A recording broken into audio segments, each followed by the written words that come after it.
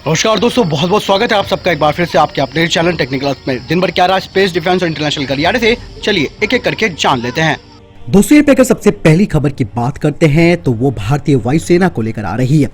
भारतीय वायुसेना स्वदेशी उन्नत मल्टी रोल कॉम्पैक्ट एयरक्राफ्ट यानी कि AMCA को विकसित करने के लिए HAL और ADA के साथ मिलकर काम कर रही है। पांचवी पीढ़ी के ट्विन इंजन सिंगल सीट विमान के मॉड्यूलर डिजाइन को अंतिम रूप दे दिया गया है। Air chief marshal Rakesh Kumar Bhadauria ने हाल ही में कहा कि अपनी ऊर्जा को हम बढ़ा रहे हैं और हम स्वदेशी डिजाइन और विनिर्माण पर ध्यान देने की सबसे ज्यादा आवश्यकता महसूस कर रहे हैं। आपको बता दें कि शुरू में AMCA के 6 स्क्वाड्रन की योजना है। पहली उड़ान 2024 से 25 के बीच में होने की उम्मीद है। इसके बाद परीक्षण और किए जाएंगे। 2019 तक पूर्ण उत्पादन के रूप में ये तैयार होगा और 2036 तक MK2 संस्करण भी आ जाएगा। मेक इन इंडिया को देखते हुए HAL जल्द ही DRDO और निजी कंपनी के साथ AMCA के काम की प्रगति के लिए एक जॉइंट वेंचर की घोषणा कर सकता है और एक बार इस पर साइन होने के बाद ये पहली बार होगा जब निजी क्षेत्र में HAL समान मंच पर काम करेगा। Aerospace and defence consultant society of India के संस्थापक और अध्यक्ष रमन सपोरी ने कहा कि HAL को लगातार विकास करना होगा और इसके लिए एक निर्यात कोण भी होना चाहिए। आपको बता दें कि वायुसेना प्रमुख भदौरिया ने कहा कि 2017 की शुरुआत में 5वीं पीढ़ी के लड़ाकू विमान FGFA के विकास पर रूस के साथ काम करने की योजना बनाई गई थी। हमारे पास किसी भी FGFA को आयात करने की अब कोई योजना नहीं है और न ही हम जॉइंट वेंचर के रूप में इसमें प्रवेश करने वाले हैं।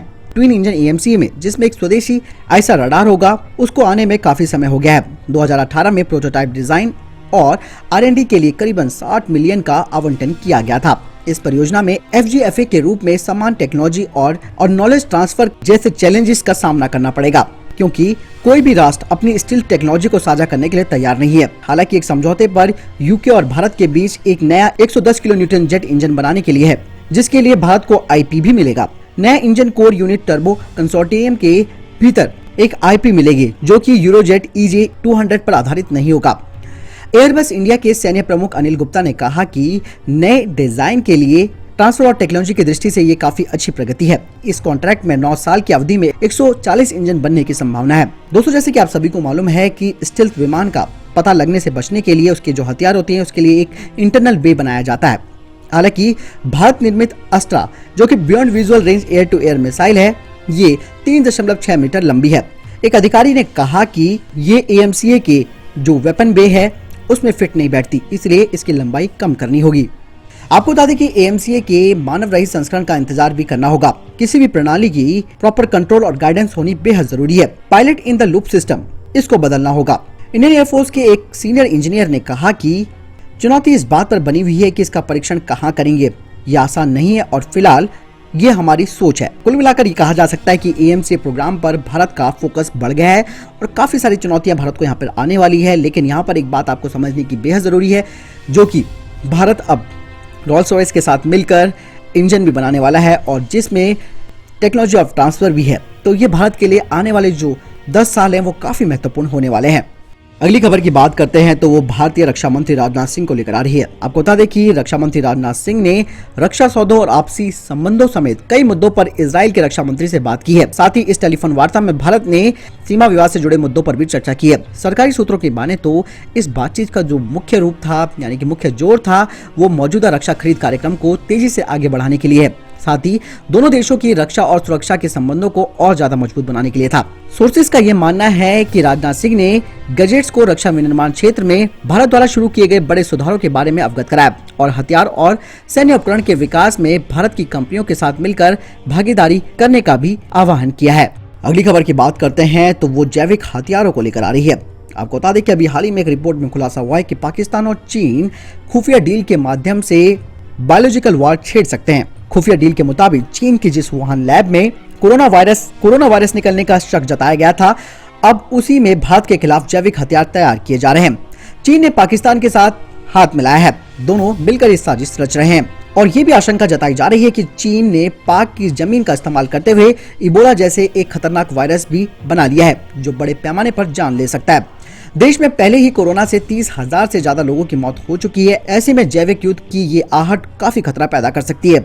एक न दिखने वाला दुश्मन जिससे लड़ने के लिए अब तैयार रहने की जरूरत है। लेकिन भारत की क्या तैयारी है, ये बात भी आपको जानना जरूरी है। आपको बता दें कि DRDO ने भी ऐसे कई उपकरण, ड्रेस और हथियार बनाए हैं जिनके इस्तेमाल करने से इस न दिखने वाले दुश्मन से निपटा जा सकता है। आपको बता दें कि मध्य प्रदेश के ग्वालियर में DRDO की लैब ने खास तौर से जैविक हमले से निपटने को लेकर कई शोध चलते रहते हैं। DRDO वायरस से निपटने के लिए एंटीबॉडीज तैयार करने में लगा हुआ है। DRDO का मुख्य फोकस एंथ्रेक्स, हैजा, ब्रुसेलोसिस, प्लेग, स्मॉल पॉक्स जैसे संक्रमण फैलने वाले वायरस पर है। इसके अलावा भारत सरकार ने सशस्त्र बलों में न्यूक्लियर, बायोलॉजिकल एंड केमिकल यानी कि NBC निदेशालय का गठन भी किया हुआ है। यानी कुल मिलाकर DRDO की तैयारी भी यहाँ पर आप समझ सकते हैं पूरी है। लेकिन इस अनजान वायरस में जो पाकिस्तान और चीन ने जो हाथ मिला रखा है वो काफी खतरनाक हो सकता है आने वाले समय में, और इसीलिए भारत को सचेत रहने की जरूरत है। अगली खबर की बात करते हैं तो भारतीय एयरफोर्स को लेकर आ रही है। एयर मार्शल विवेक राम चौधरी को पश्चिमी वायु कमान के प्रमुख के रूप में नियुक्त किया गया है। वे अगस्त को अपना पदभार ग्रहण करने वाले हैं। दोस्तों, यहाँ पे अगली खबर की बात करते हैं तो वो चीन को लेकर आ रही है। चीनी सेना के वेस्टर्न थिएटर के कमांडर लेफ्टिनेंट जनरल झाओ झोंकी को बदलने की तैयारी चल रही है। उनकी जगह लेफ्टिनेंट जनरल लिu जेनली लेंगे। लद्दाख का पूरा ऑपरेशन झाओ झोंकी की योजना थी। गलवान में भारतीय सैनिकों पर हमले की योजना भी इसी कमांडर की थी। दरअसल चीनी सेना का सबसे ताकतवर जनरल झाओ झोंकी अपनी फौज के साथ लद्दाख पर कब्जा करने की कोशिश कर रहा था। बताया जा रहा है कि ये लद्दाख में चल रहा चीनी अभियान पश्चिमी थिएटर कमान के जनरल झाओ झोंकी की दिमाग की उपज है। झाओ झोंकी को तिब्बत सीमा से लगे इलाके की गहराई से जानकारी है। उसने यहाँ पर 20 सालों तक काम किया है। जानकारी के मुताबिक राष्ट्रपति शी जिनपिंग की नजरों में खुद को साबित कर general Zhao central military commission में वाइस चेयरमैन बनना चाहता है। इतना ही नहीं, चीन का ये जनरल डोकलाम में चीनी सेना के पीछे हटने की खींच को भी भारत के साथ निकाल रहा है। आपको बता दें कि जनरल झाओ ही 2017 में डोकलाम विवाद के समय वेस्टर्न थिएटर कमांड को कमांड कर रहा था। रिपोर्ट की माने तो बड़े पैमाने पर झाओ एम्बुश लगाने में माहिर है। वियतनाम युद्ध का इसको अनुभव है। युद्ध में अपनी सफल प्लानिंग के चलते जनरल ने कई अहम जिम्मेदारियां संभाली है। हालांकि आखिर क्यों बदला जा रहा है उनके इस जनरल को, वो तो अब आने वाला समय बता पाएगा। लेकिन ये बात काफी इंपॉर्टेंट है कि इस क्रूर कमांडर को चीन की सेना बदलने जा रही है। तो दोस्तों, ये थे अभी तक के टॉप डिफेंस और स्पेस अपडेट। वीडियो के संबंध में कोई प्रश्न, जवाब या आपका कोई सवाल अब जरूर मुझे कमेंट सेक्शन में लिखकर पूछ सकते हैं। इस वीडियो को लेते हैं, मिलता हूं नए वीडियो के साथ। तब तक के लिए जय हिंद, जय भारत।